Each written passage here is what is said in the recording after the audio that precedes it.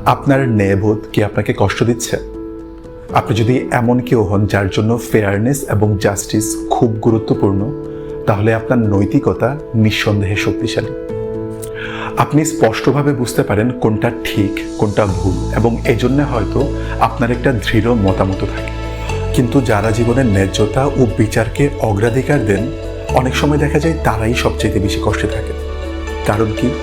এর কারণ হলো এই পৃথিবীটা সবসময় ফেয়ার না। বাস্তবতা হলো জীবনে অনেক কিছুই অন্যায় ও অবিচার করবে। আপনি হয়তো অনেকভাবে চেষ্টা করবেন সঠিক জিনিসটা করতে, কিন্তু বাস্তবে বারবার অন্যায় পরিস্থিতির সম্মুখীন হবে। তাহলে কি করা উচিত? আপনার মূল্যবোধকে ধরে রাখুন, কিন্তু একই সাথে বুঝতে শিখুন জীবনের সব কিছু আপনার প্রত্যাশা মতো চলবে না।